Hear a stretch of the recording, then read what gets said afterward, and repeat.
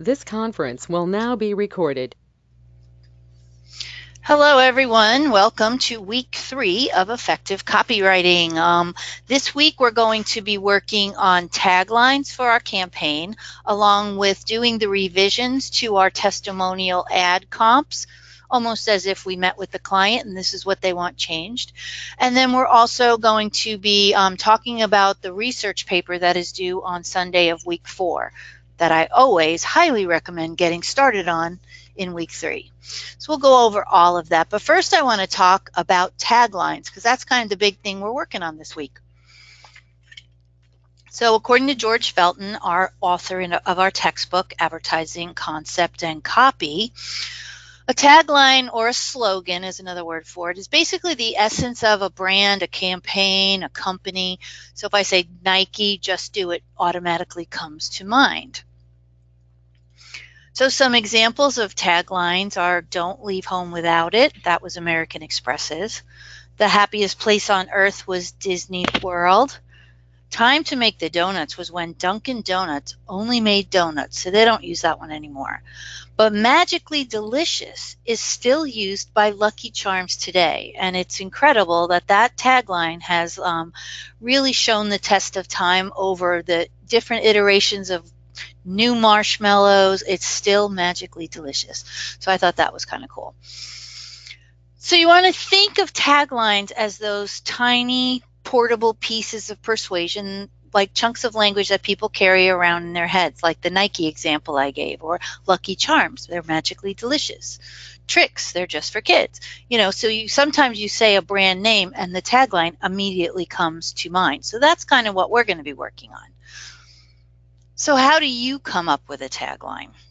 Well, I'm going to give you some advice on the best way that you can. So one way to think about creating a tagline for your nonprofit organization is to look at that nonprofit organization's benefits, not the features, because remember, all animal charities, all children's charities, they all have features, but it's the benefits that separate them from the pack.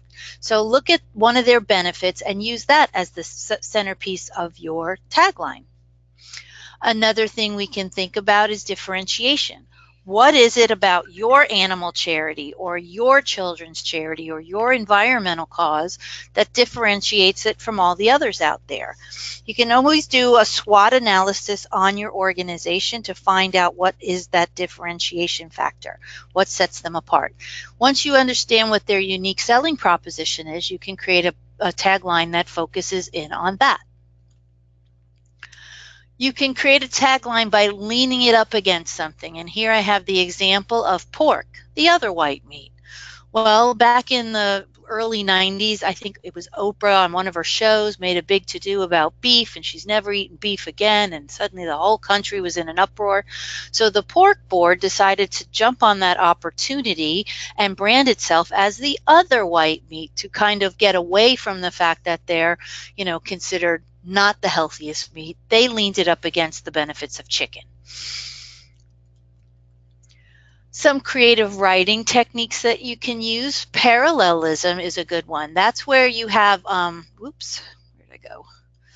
That's where you have sentence elements that are similar in sounds. Maybe it's using alliteration. The grammatical form has some rhythm to it. So here's the tagline from the TV show Survivor. It's outwit, outlast, outplay. All three words begin with O, so there's your alliteration. And they are both two-syllable words, so they have that rhythm to it of 2 syllables for each word. And then it's using that power of threes. That's something you can read about in some of the information I give you about taglines this week. And the Trinity is something that human beings were just kind of drawn to, we like things in threes. So the outwit, outlast, outplay has worked for Survivor for over 35 seasons of that show. Opposition is another creative writing technique. So you can think about one of the benefits of your nonprofit and play it up by using the complete opposite. So Purdue Chicken used their spokesperson, which was Frank Purdue, but the father, not the son, even though the son kind of looks like the father. Anyway, the old Frank Purdue was this little skinny fella, and he'd always say, "It takes a tough man to make a tender chicken." And it was just ironic because he didn't look so tough, but he made great chicken. So that's how you use opposition. Metaphor or simile are using words like thinking of things in terms of another thing. So like a rock is for Chevy trucks. Their trucks are so tough, they're like a rock. So that's using a simile. Some tips for when you start honing in on your taglines is you want to make sure that they're memorable, so they should be shorter. They should be less than 7 words. If they get over 7 words, they're too long and it's hard to remember them. Something to consider as you're creating taglines for your nonprofit organization: if your company's name does not reveal what the organization does, then the tagline should. For example, there is a nonprofit organization out there called Kaboom. And if I didn't tell you that Kaboom was a children's play charity, you wouldn't know it if you didn't read the tagline that basically tells people what the brand is about. Once you decide on a tagline, it should be used consistently on everything, from the signs and the pens you give out at promotions, the thank you gifts you might give as people donate to your charity. Sometimes you send a mug or something. Your slogan should be on everything, even when the receptionist picks up the phone at your organization. You want to make sure it's unique to your business. So once you are down to your top 10 taglines, I always suggest Googling them and making sure they're not being used by a business that's completely inappropriate to what your business does. So always do your research. You also want to avoid cliches, so things like consumer driven or friendly or new and improved, and make sure that it's true. For me, the worst tagline in the world is make a difference. It is so overused today. I see it everywhere. It's on everything. People are saying it on commercials. We get it, nonprofits. You want to make a difference. We all want to make a difference. We get that. Now, what I'm challenging you guys to do is to come up with a different way of saying make a difference, because I don't want to see one of your taglines use the words make a difference. It's too overused and it no longer means anything. So find a new way of saying make a difference. There's some good references out there. One of them is taglineguru.com. That's a really fun site. You can look up some history of some old taglines, learn about other taglines, how to create some taglines. The textbook that we've been using this month, Advertising Concept and Copy, has a really good section on taglines. And then go back to your swipe file that you created in week 1 when you were doing your headlines project and see how taglines are being used in their ads. Okay, so what you're going to be doing this week is creating taglines. So let's talk about that. That is your first deadline this week, is the initial discussion board post, which is due on Friday. Okay, let me see if it's showing up. Yes, it is. Okay.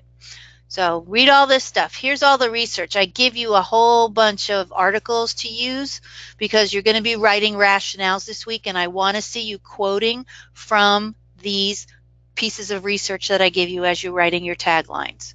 So they're all down here as part of the assignment. So read those first. Then what you're going to do is you're going to write 10 taglines. So you're going to number them 1 through 10. Make sure they're numbered 1 through 10, because that's how I refer to them in the feedback. Then after you write each tagline, you write a rationale in defense of each tagline. So why does it work? Remember, use the research to back up the claims you're making as to why your rationale works. You also want to write these rationales in third person, which means I don't want to see the words I think, I believe, my, me, I, none of that. If you're struggling with writing in third person and you see when you proofread, this is a really good tip. When you proofread like your paper or your rationales and stuff, do a search for capital I and see if you used I anywhere. Use my, do a word search for my, for anything that refers to first person, and then just go in and lop that part of the sentence off. So for example, if I say, I think tagline number 1 works because, and I finish the sentence, I just have to lop off the I think and just start the sentence by saying tagline number 1 works because, and then give the reason why, support it with evidence. So 10 taglines by Friday are going up in the discussion board. Under each tagline, numbered 1 through 10, are the rationales for each tagline. Each tagline has its own rationale numbered underneath it. So 1 through 10 taglines, get them up by Friday with the 10 rationales. Then on Sunday, you're going to come back and you're going to workshop 3 sets of taglines from 3 of your classmates. You're going to choose 3 classmates and you're going to choose 3 of their taglines that work and explain why. Then you're going to pick out the 3 of their taglines that don't work and explain why. Again, you're doing this in third person, so no I think, I believe, I see, my opinion, none of that. Just third person, okay? So you must workshop 3 of your classmates' posts. So again, you're writing about 3 of their taglines that work and 3 that don't work. And again, use the research that I give you here. Everything that you need to explain your decisions for writing your taglines is right here in the articles that I supply for you. So that's what's going on with this. So your 10 taglines with their 10 rationales are due on Friday at 11:59 p.m. The reply posts where you're workshopping 3 of your classmates' taglines are due Sunday at 11:59 p.m. With discussion board posts, there cannot be any extensions. Discussion boards affect your classmates, so if you're late, you're throwing their schedule off. So there are no extensions for taglines. So make sure you get your tagline discussion board post done on time, and the first deadline is Friday. Okay. Now I want to talk about the campaign research paper. This is due Sunday of week 4.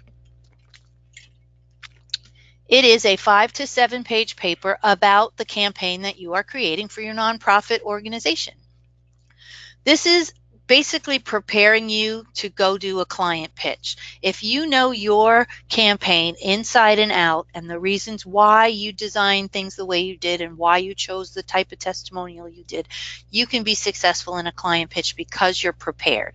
So let's think about this research paper as preparing us to know everything we need to know about the campaign that we are creating for the nonprofit organizations and we're doing the testimonial ads for.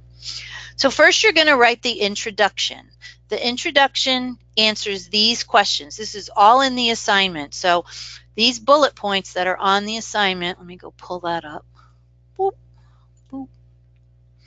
Everything that I'm going over on the slides is right here. So here's your introduction. Write your introduction. Here's your bullet points. So everything's in the platform, but I have it here bigger. So which nonprofit is the focus of your paper? So tell me who your nonprofit is. Tell me what their problem is. Do they need help raising money? Do they need volunteers to come out and build a new barn for the horses that they're taking in? What is it? Are they raising awareness? What is the problem statement that you are helping solve for them? Then you're going to state your thesis. A thesis statement is the backbone of your paper. It is the argument that you are constructing and that you are proving throughout the paper. So on the assignment on the platform is a sample thesis statement. So if you struggle with thesis statements, use something like this to help you write one so that you understand this is the problem that you are solving throughout the paper. This is what you're researching and proving throughout your paper. So that's your thesis statement. Then you're going to launch into the body of the paper. Remember, this is a 5 to 7 page paper in APA style. So the first page is going to be your title page with the name of the paper, your name, and Full Sail University. It also has the running head on it, so don't forget that.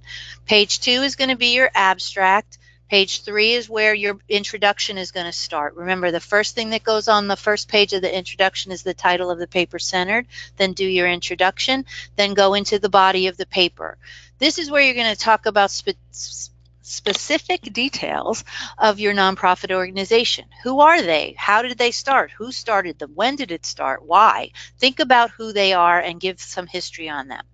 Then talk about what differentiates your nonprofit organization from all the others out there. Discuss the nonprofit's target audience. Remember, that's something you did last week with your target audience profiles assignment, so that research is already done. Then you want to think about the voice and tone of the campaign that you are creating. What is the voice and tone of these ads? How does it speak to the nonprofit's target audience? This is also something you've already done research on because you wrote the paper in week 1 about voice and tone. So there's one or two of your secondary sources that you need for your paper. One is going to be the company's website because you're going to be quoting about their history. A second piece of evidence is going to be the target audience research you did last week in the personas assignment. And the voice and tone, you used research in that paper, so reuse some of that research here to justify the claims you're making about the voice and tone of the campaign. Then finish this part of the body of the paper about talking why the project is important. The next part of the body is really important.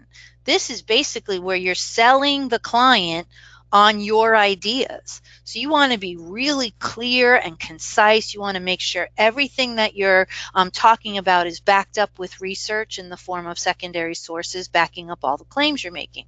So first you're going to talk about what you're going to be doing for the campaign. So what's the media plan? Well, we know you're doing testimonial ads. That's the first thing you're doing because that's what the client asked you to do.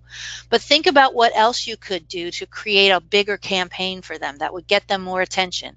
Maybe there's a specific type of social media that will enhance the campaign. Maybe there's a billboard campaign where that's going to be in a specific town on specific roads. Maybe there's going to be a public service announcement that's created to run on all the local TV stations. So think about what else beyond the magazine ads you want to create for your client. Because if you're pitching in the room and you have their attention and they've asked you already that they want to see ideas about the magazine ad, expanding on their media plan will give them ideas on what else they can hire you for in the future. So think about what other types of media you can pitch here.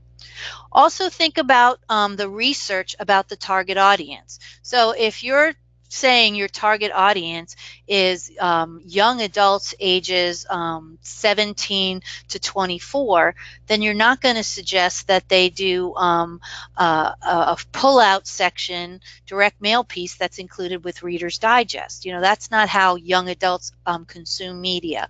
So your media choices directly relate to who your target audience is. If you're skewing older, then doing a direct mail campaign could be important. Running public service announcements on Lifetime television for women or PBS is important. So think about who the audience is and what type of media they ingest. Then you're going to talk about the absolute specifics of what you're doing with the testimonial ads. What are the types of testimonial ads are you using? Is it a frequent user? Is it a celebrity? Is it the company's president? That's always a great one because he's probably in the room. So imagine you're pitching these ideas to the president of the company and you're saying, I should put you in one of the ads. Be specific. Discuss the color schemes, the typography. What does the image look like? What are those testimonials? Use the Felton text. He specifically describes each and every type of testimonial ad. There's 9 different types. So if you're writing about the frequent user type of testimonial, then use Felton's words in a direct quote to define what that type of testimonial is. Always back up your claim with sources. So we want to gather some sources because you have to go to the library and get 2 additional sources. You already have some of the research done because you've written you've went to the about page of the organization. You've written about voice and tone. You've written about the target audience. So now we need to find other things. So we need to go to the library and dive into those scholarly databases. Usually it's through EBSCOhost. I always go a little deeper. I go into Academic Search Premier. I've had really good luck with that one. When you go into Academic Search Premier, you can start, or maybe you want to go into Business Search Premier, you can start searching for the actual name of your organization, but a lot of times that will not come up in the Academic Search Premier and not even the Business Search Premier. So what you have to do is you have to think about other things that you can research when you're making your case for why this campaign should happen. For example, if you're a children's charity, if you're pitching your ideas to the children's charity, then do some research on how children's charities do fundraising. You put that in your search, see what comes up. If it's an animal charity and your target audience is young adults, then do some research on how do young adults support nonprofit organizations. Think about what's going on around your organization. I talked a lot about this in week 1 with the Settle and Alric project, where we were looking at the competition. And I said sometimes you can't find a direct competitor, but you can look at all other nonprofits are in competition with one another. So expand your search. If you can't find anything on your specific charity, then search. If you're doing an animal charity, search animal charities. Search fundraising ideas. Search target audience. Do research that's based on the media plan. Do library research on color schemes and typography. Under the About section of FSO, which is over here, the About section, I give you a whole bunch of downloads here. There's writing tips and essay structure, frequently used action verbs. There is some additional reading. There's lists here of other copywriting books you can do, and resources for your research paper will give you a whole list of other places to find research. So get in the library and do some research. You need 5 to 7 secondary sources. But just because you find them in Academic Search Premier or EBSCOhost, you have to make sure that they relate to your topic. So you always want to ask yourself, will this resource help answer my research question? What's your research question? It's your thesis statement. Will this resource that I just found help prove the point I'm making in my thesis statement? So you want to, if you say, yes, I think this will, then you have to double check. Is the source itself authoritative? Is it citing its sources properly? Is the author an expert in the field, or is he just somebody, making an opinion? Is it a current source? Because you really don't want to use outdated research. Does the source support its own information? That's a good way to find research. If you find one good article, go look at their reference list or their bibliography or their works cited list and see what research they used. You want to make sure it's not an opinion piece, so you want to make sure that the author's tone is balanced.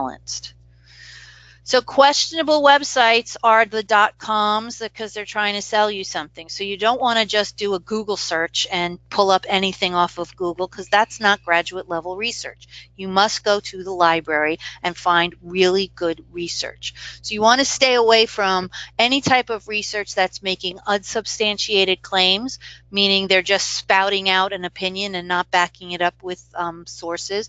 Maybe they're using quotes, but there's no citation. There might not be a reference list at the end. You must use 5 to 7 literary peer-reviewed sources from the library. If you struggle with finding research, contact me. I love doing research. You can also chat with the library. They can help you. They're right there. And the Full Sail Writing Center is also available to you. Because with those 5 to 7 secondary sources, this is the last page of your paper. It's the reference list. Your sources are in alphabetical order using the author's last name. All lines, if your entry for your reference list is longer than 1 line, you indent the second and subsequent lines. You double space the reference page, but there's no extra space between the entries. Okay. There is an APA template that I talked about in week 1 when you wrote the voice and tone paper. So make sure you're using proper APA style when you're doing your research. Also, go back and when you're writing your paper, look at what I told you in week 1. When I sent back your feedback, I also included your paper, and inside the paper were all my comments. Maybe you were slipping into first person and didn't realize it. Maybe your in-text citations were incorrect. Maybe your reference list was not alphabetized. Maybe you were making unsubstantiated claims, and I point all this stuff out. So go back to that week 1 paper and don't make the same mistakes in the week 4 paper. Let me go back to this one. Don't just plop in a quote.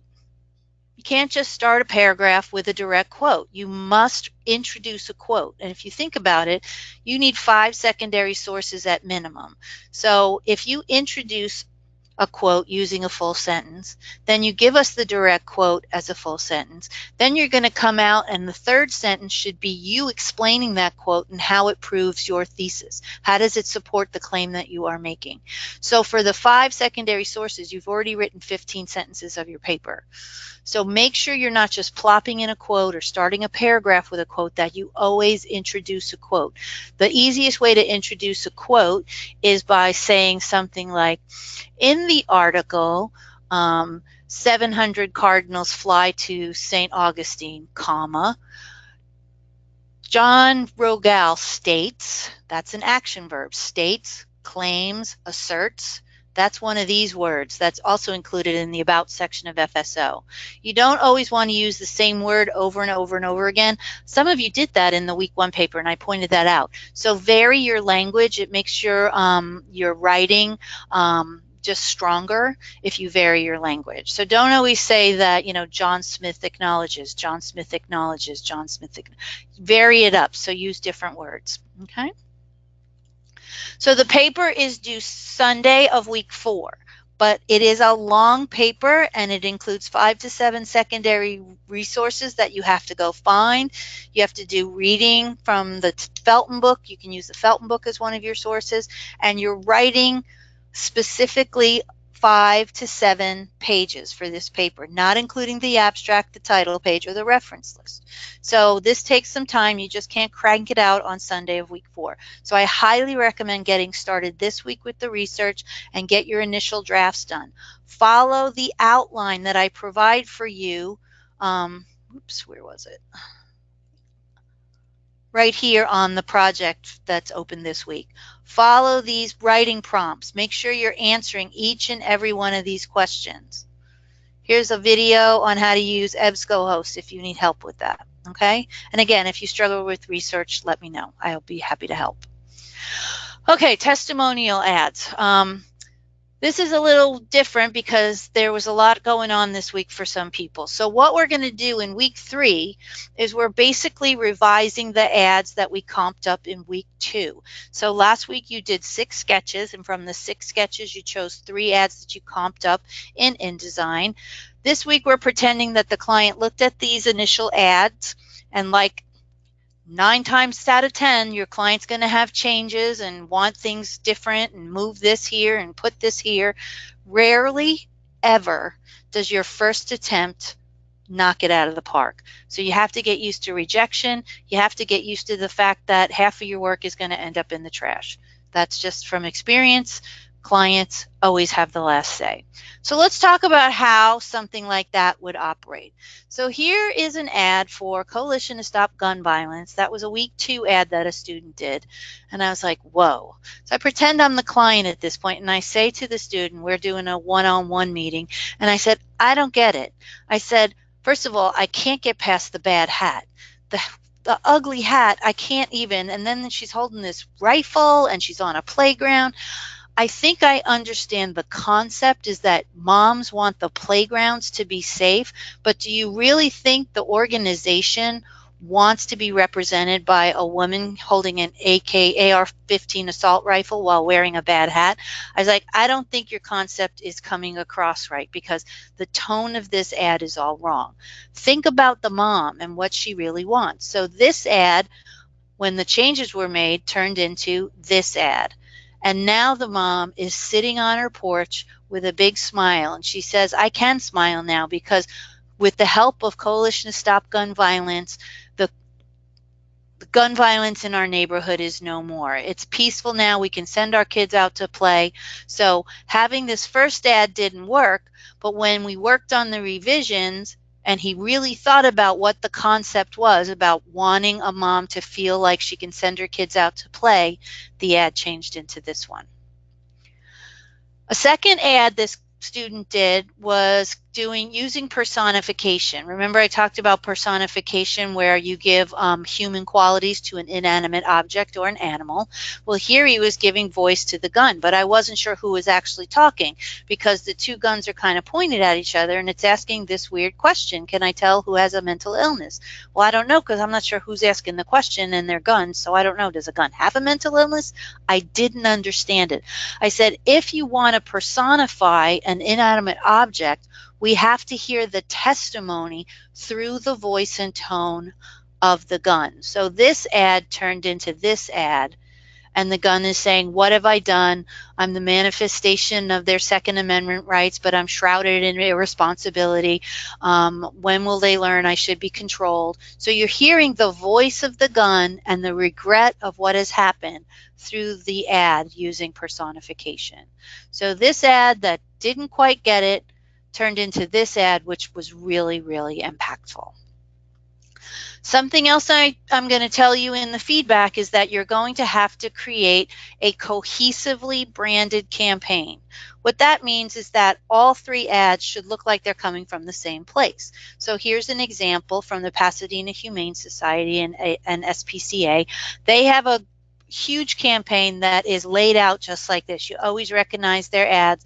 They're a positive message. They use the same typography. The layout is the same. They silhouette the animal out like that. It's not a dead, half-dead cat, drowning in a pool. It is a happy pet that has been rescued because of this organization. So the branding for the campaign goes across all their ads. If you search them on the internet, you'll see what I mean. This is another cohesively branded campaign for the sweet potato, and it's all about different ways that the sweet potato, that orange power, gives you power. So they did 3 different ads that talk about 3 different facts about sweet potatoes. This is a student's ad for City Harvest. She created this campaign called the Imperfect Produce Ad Campaign, and every ad was highlighting a different fruit that didn't, or vegetable that didn't look so good, but it's perfectly nutritious. And each ad uses the power of fact to talk about how much food is thrown away. And even though this tomato might not look that good, it's perfectly nutritious. Another example of a cohesively branded campaign is this one for Seven Sun. It's a clothing company, and they did a fun campaign where they echoed the fashion of the 80s, the 70s, and the 60s. So the ads all look like they came from the same company, but yet each ad has got its own personality. So that's what we're looking for when you're doing your ads and you're creating a cohesively branded campaign.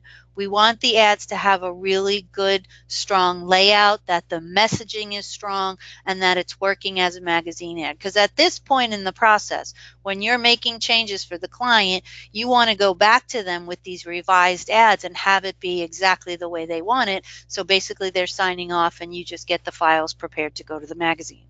So that's what you're working on this week, is you're going to be taking your 3 comps when you get my feedback and doing the revisions. So let's talk about the assignment deadlines. So the feedback for the Mastery Learning Project and your ads will be coming this week as soon as I get all your ads, so you'll get your feedback. You have to work on those 3 ads you did in InDesign and make changes to them to get them to be a cohesively branded campaign. That's due Sunday. The campaign research paper is not due until the Sunday of week 4, but get started on it now, get the research done, and at least read through the outline and what I'm asking you to write about, and read with intention. That means keeping those questions in front of you as you're doing your research so you can mark things up and it's really easy to write the paper. The first thing that's due, though, is your tagline writing workshop. You have 10 taglines due on Friday with 10 rationales put in the discussion board. When you reply to the discussion board on Sunday at 11:59 p.m., make sure you are replying to your classmate. Don't send me a big, long post in the feedback window directed at me. This is a workshop, so your classmates need to see the feedback that you are giving them. So make sure you are replying to each of your classmates with your feedback. Okay, and that's due Sunday. This is a very busy week, so get started on it now. Think about the campaign research paper, even though it's not due till week 4. You don't want to leave it till the last minute. Okay, any questions? Let's see. If you're watching this on the archive and you're starting to work on your projects and you have a question, feel free to reach out to me. You know, I get back to you right away with messages through the platform, or if you want to give me a call, you want to set up a one-on-one go-to meeting.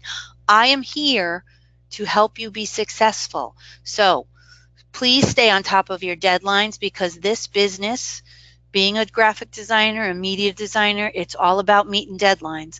The last thing you want to tell a client is, no, I didn't quite get your ad done. I know it's due at the paper today, but I'm not going to have it done till Tuesday. Your client just had to pay for an empty space in the newspaper, because the newspaper really doesn't care that they don't have the ad. So meeting deadlines is a huge responsibility. So let's work on that this month. Okay? That's it for this week. So get working now, because it's a busy week, and let me know if you have any questions about anything. Okay? Good night, guys.